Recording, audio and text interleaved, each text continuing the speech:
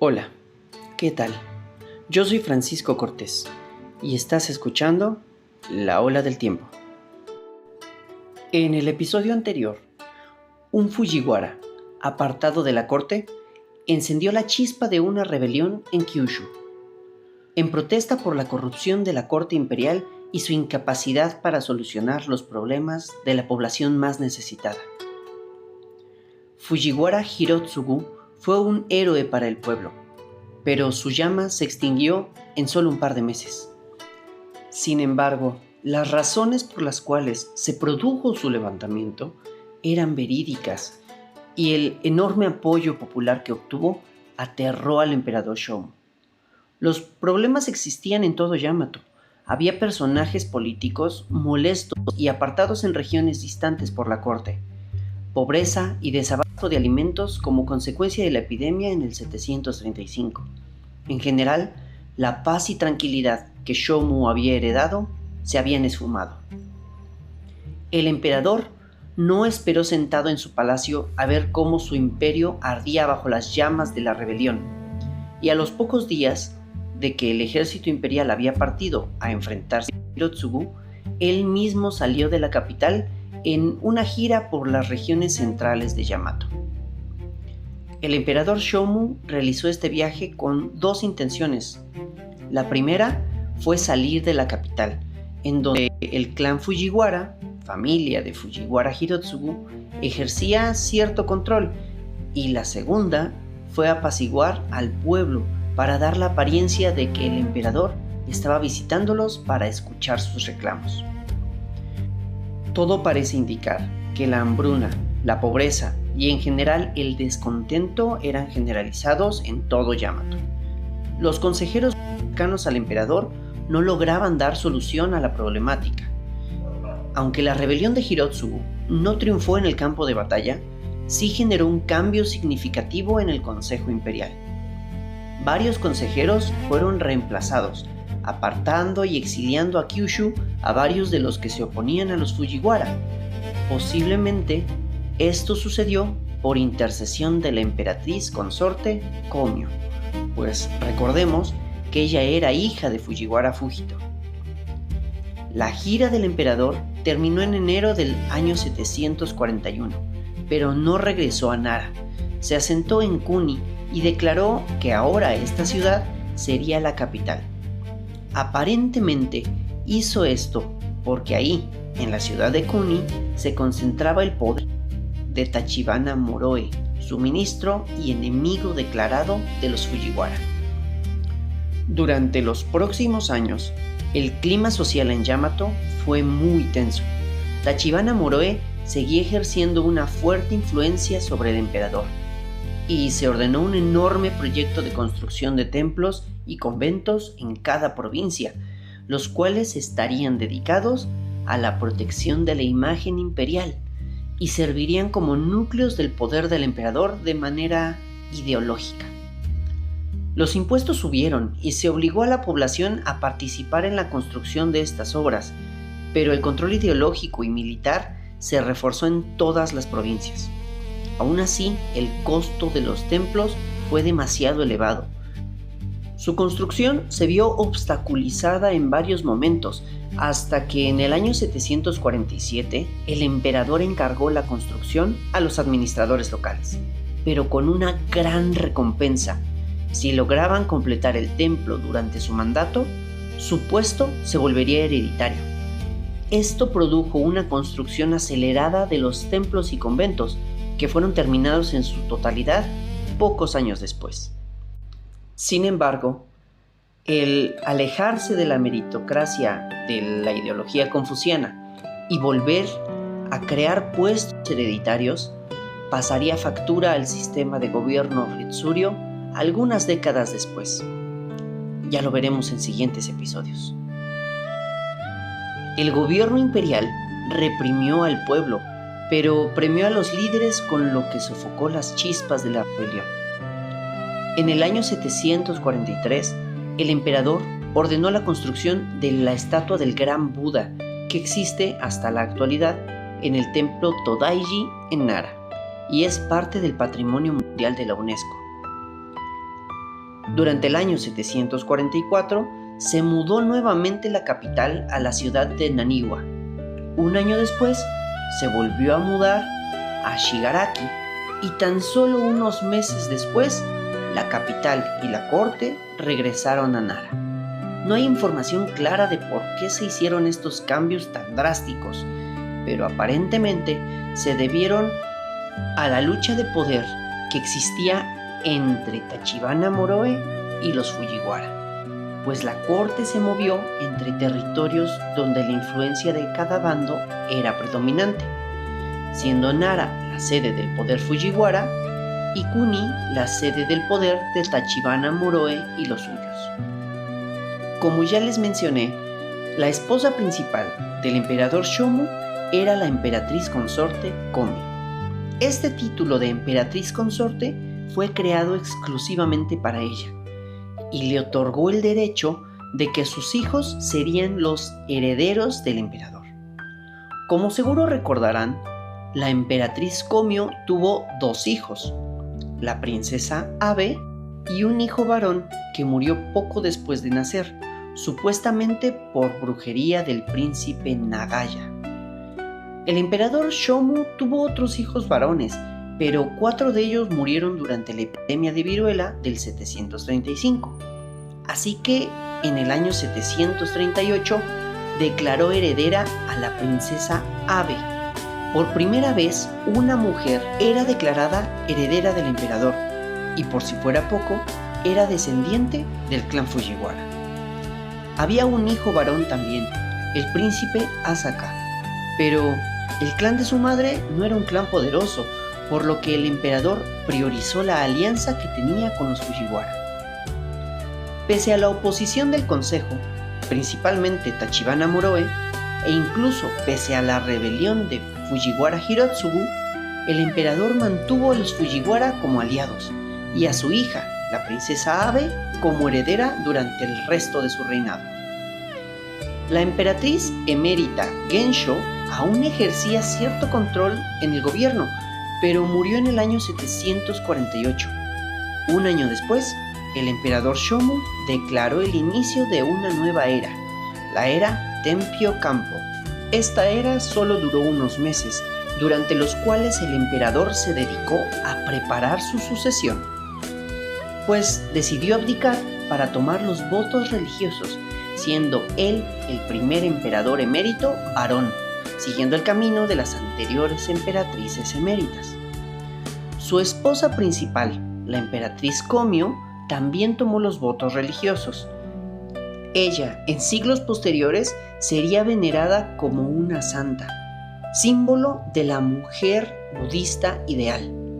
Era un modelo de virtuosismo, de bondad, e incluso se le llegaron a atribuir milagros, pero ya hablaremos de la emperatriz Komio tal vez en un episodio especial. En el año 749, la princesa Abe subió al trono, con el nombre de emperatriz Koken, pero se enfrentó a una fuerte oposición política, pues solo el clan Fujiwara la apoyaba, y aunque eran poderosos, solo ocupaban 3 de los 15 puestos en el Consejo Imperial. Así que para evadir a su consejo, la emperatriz inició un gobierno por decreto, que es una forma de gobierno en la que se promulgan leyes sin la aprobación de otros organismos de gobierno. Comúnmente se considera que este tipo de gobierno es tiránico y dictatorial. Para esto, la emperatriz Koken se apoyó en un órgano administrativo llamado Agencia de la Casa Real. Este órgano de gobierno fue el encargado de hacer valer el poder de la emperatriz Koken, la cual nombró líder de la agencia a su primo, Fujiwara Nakamaro, hijo de Fujiwara Muchimaro, de la rama de los Nanke del sur. Con su coronación se declaró el inicio de la era Tempio Shōjo. Poco a poco, la agencia de la Casa Real y Nakamaro comenzaron a ejercer un poder total en nombre de la emperatriz Koken, pero el emperador emérito Shomu seguía ejerciendo el poder desde las sombras. En el año 756, el emperador Shomu fallece pero deja un testamento en el cual declara heredero de la emperatriz Koken al príncipe Funado, un nieto del emperador Tenmu que no pertenecía al clan Fujiwara. Este testamento hizo estallar una nueva crisis en Yamato, por dos razones. La primera, al no ser miembro del clan Fujiwara, el príncipe Funado suponía un grave riesgo para el poder que habían conseguido los Fujiwara. Y la segunda fue que era la primera vez que el heredero no era designado por el gobernante en turno, en este caso la emperatriz Koken, sino por un emperador emérito, lo que supuso una grave afrenta a su autoridad. Ante esto, la emperatriz invalidó por decreto al príncipe Funado en el año 757, acusándolo de no haber respetado el luto por la muerte de Shom. En su lugar, nombra a otro nieto del emperador Tenmu, el príncipe Oi, como su heredero, e incluso lo adopta como hijo. En medio de toda esta crisis, también el ministro Tachibana Moroe fue acusado de estar planeando una rebelión. Y aunque la emperatriz no parece haberlo creído y no tomó acciones contra él, Moroe decide renunciar a su cargo y apartarse del gobierno. Lamentablemente, falleció un año después. Unos meses después de esto, el hijo de Tachibana Moroe, llamado Tachibana Naramaro, organizó un intento de golpe de estado, esta vez sí fue real, con la intención de matar a Fujiwara Nakamaro y a la emperatriz Koken, y nombrar al príncipe Funado emperador. Pero fue descubierto. La conspiración incluyó a más de 400 funcionarios del gobierno e incluso 4 príncipes, miembros de la familia imperial, fueron acusados de participar, incluido el príncipe Funado. Algunos fueron ejecutados, otros exiliados y finalmente la rebelión acabó antes de siquiera comenzar. A finales del año 757, la emperatriz Koken promulgó el inicio de la era Tenpyō Hoji, junto con la publicación del Código Yoro, un nuevo código legal que se comenzó a redactar en el 720 por Fujiwara Fujito. Fujiwara Nakamaro, al frente de la agencia de la Casa Real, tenía un poder casi total, solo por debajo de la emperatriz Koken, y con la excusa de preparar una supuesta invasión al reino coreano de Silla, empezó a tomar el control del ejército, hasta que en el año 758 obliga a la emperatriz Koken a abdicar en favor del príncipe Oi, el cual sube al trono con el nombre de emperador Junin. Koken fue obligada a tomar los votos y fue apartada del gobierno, pero se le otorgó el título de emperatriz emérita, así que no perdió del todo su autoridad. La ex emperatriz consorte Komio, madre de la ahora emperatriz emérita Koken, seguía ejerciendo un enorme poder político, y ella junto a Fujiwara Nakamaro fueron los verdaderos dueños del poder durante el reinado de Junin, que solamente fue un títere, hasta que en el año 760 Komio muere. Después de la muerte de su madre, la emperatriz emérita Koken empieza a ejercer presión política contra Nakamaro, pero enferma y se retira a las cercanías del lago Biwa para atender su enfermedad. Ahí conoce a Dokyo, un monje budista que logra hacerla recuperar su salud y en el proceso se vuelve sumamente cercano a ella. La emperatriz Koken regresa a la ciudad de Nara curada en el año 762, pero se había transformado por completo. Adoptó una vida al estilo de una monja budista. Comenzó a vestir con largas túnicas sin decorados e incluso se rapó la cabeza. Y el monje Dokyo se volvió su consejero y amigo más cercano. Incluso se dice que llegaron a formar un romance. Después de su regreso, Koken comenzó a ejercer un control enorme en la política de la corte, tanto que llegó a emitir un decreto en el que declaraba que en asuntos de gobierno solo los asuntos menores serían gestionados por Junin, mientras que todos los asuntos importantes, incluidos castigos y recompensas, serían tratados por ella misma en su papel como emperatriz emérita.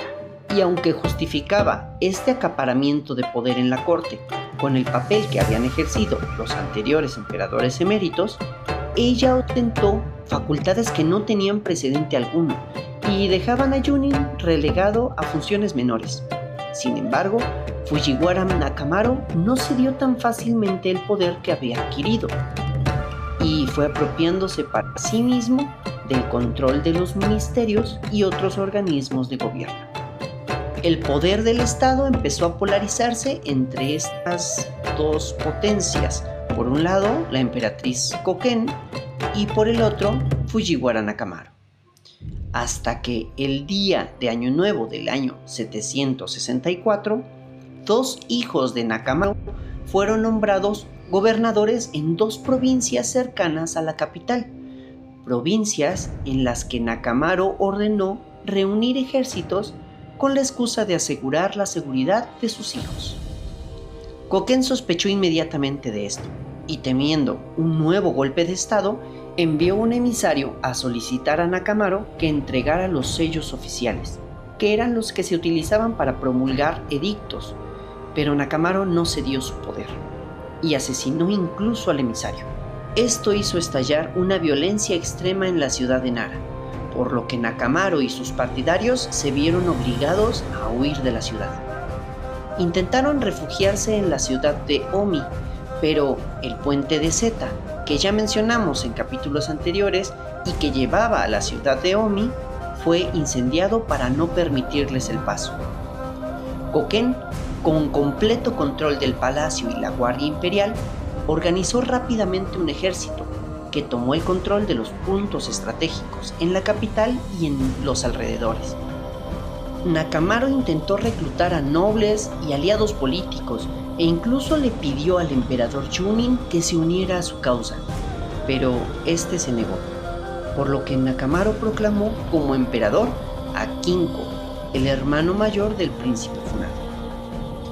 La rebelión no triunfó, tuvo muy pocos partidarios, la mayoría miembros de la rama Nanke de los Fujiwara, a la que Nakamaro pertenecía, pero no encontró apoyo entre los demás Fujiwara ni en los altos rangos del consejo. Fujiwara Nakamaro y el supuesto emperador Kinko fueron finalmente alcanzados, rodeados y capturados en Echizen. No hubo una sola batalla campal durante esta rebelión, pues las fuerzas imperiales lograron bloquear la huida de Nakamaro y sus partidarios antes de que se reunieran con los ejércitos que le estaban esperando en las provincias. Y cuando fue capturado, estos ejércitos simplemente se disolvieron. El emperador Junin, que no había participado de la rebelión, fue acusado meses después de complicidad con Nakamaro. Fue depuesto y exiliado a la isla de Awaji a finales del año 764. Un año después murió en un intento de fuga. Tras este fallido golpe de estado, la emperatriz Koken vuelve a subir al trono, ahora con el nombre de Shotoku, en honor al príncipe Shotoku, que había gobernado junto a la emperatriz Suiko más de 100 años antes de este momento. Para evitar confusiones, aquí voy a seguir nombrando a la emperatriz con el nombre de Koken, solo aclarando que en este segundo reinado ella tomó el nombre de Shotoku. Al retomar el poder, la emperatriz Koken amplió su consejo y otorgó nuevos cargos tanto a partidarios suyos como a opositores, así como a miembros de clanes provinciales y príncipes, sin importar su alineación política. Esto lo hizo con la intención de equilibrar el poder dentro del consejo, para evitar que un clan o un grupo tuvieran demasiado. Finalmente lo consiguió, pero a cambio, esta gran diversidad de voces y opiniones encontradas generaron una gestión ineficiente por parte del Consejo, y por ende las decisiones de gobierno se vieron ralentizadas y obstaculizadas muchas veces. Aún con todas estas dificultades, la emperatriz Koken generó políticas que beneficiaron enormemente al pueblo. Organizó reformas que limitaban el derecho de propiedad privada a cierto número de tierras y confiscó los excedentes para crear tierras agrícolas de uso público. Separó los asuntos seculares de los asuntos religiosos de manera legal.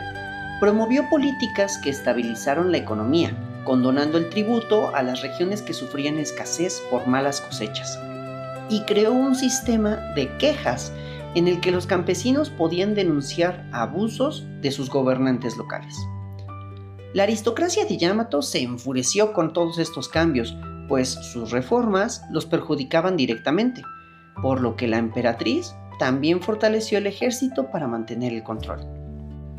Lamentablemente, no todo fue bueno durante su segundo reinado, pues Dokyo, el monje que la había convertido en una fanática budista, seguía teniendo una enorme influencia sobre ella.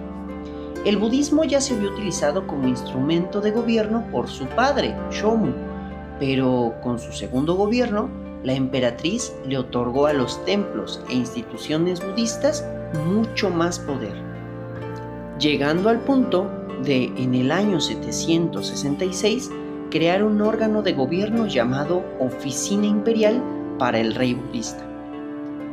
Nombró justamente Rey Budista a Dokyo, el monje, dándole poderes que igualaban a los de un regente o incluso eran comparables con los de un emperador emérito.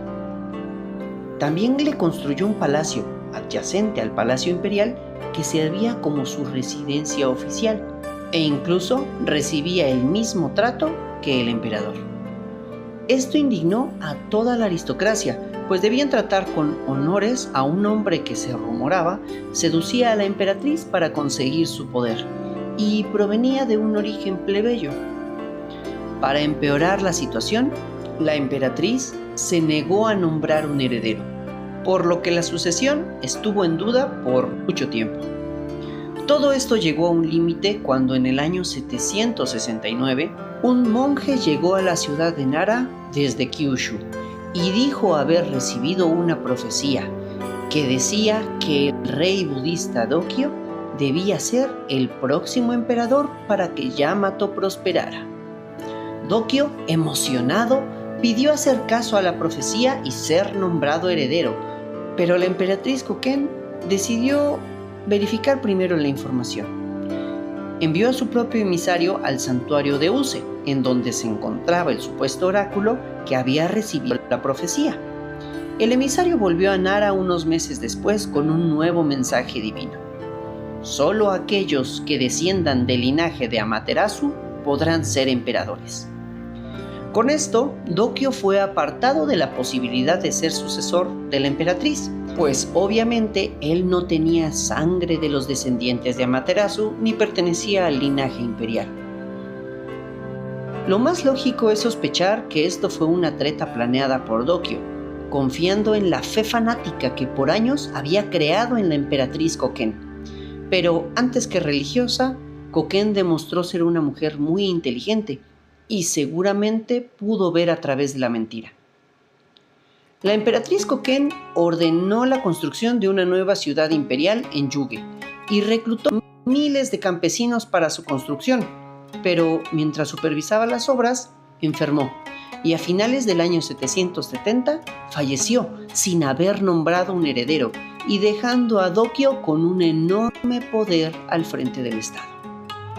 Ante el riesgo que suponía este vacío de poder y la ofensa que resultó para toda la corte ese intento de Dokyo por tomar el poder de una forma bastante cuestionable al menos, todo parece indicar que dos líderes Fujiwara Nagate de los Nanke y Fujiwara Momokawa, hermano de Hirotsugu, falsificaron un supuesto testamento que la emperatriz habría dejado y en el cual nombraba heredero al príncipe Shirakabe, el cual no pertenecía al linaje de Temu, pero era bisnieto del emperador Tenji y estaba casado con una media hermana de la emperatriz Koken.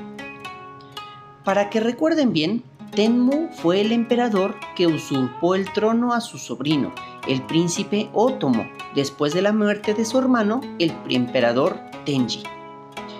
pues el príncipe Shirakabe era descendiente de un hermano del príncipe Otomo y por lo tanto descendiente de Tenji.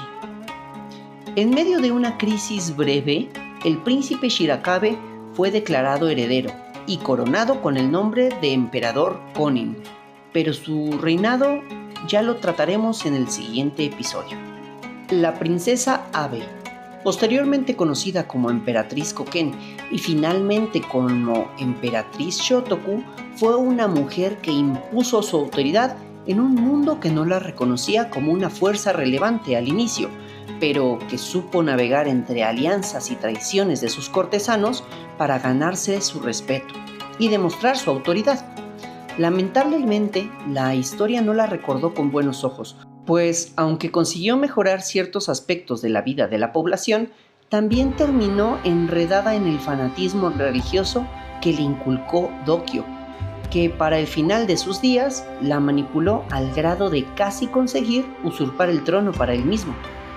También la construcción de templos y su nueva ciudad capital dejó a Yamato con las arcas casi vacías y una crisis económica importante. Me encantaría que me contaran si para ustedes Koken fue una gran reina o incluso una tirana. Déjenme su opinión en los comentarios. Dejando todo esto de lado, su muerte también marcó el fin del linaje del emperador Tenmu, que, aunque afianzó el gobierno imperial, se forjó a raíz de robar el trono de su propio sobrino de una manera brutal, como vimos al final del episodio 5 y durante el episodio 6. Por el día de hoy nos quedaremos hasta aquí. La semana entrante les narraré cómo el emperador Komin reforzó su gobierno para recuperar el poder que los budistas habían comenzado a tomar. Les agradezco mucho su atención. Si les gustó este contenido, no olviden seguirnos aquí y en el Instagram @laoladeltiempo.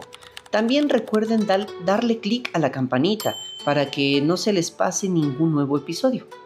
Les deseo una buena mañana, tarde o noche, sea cual sea la hora en la que me están escuchando. Regreso la semana entrante con nuevos conflictos religiosos y luchas de poder en la corte. Hasta luego.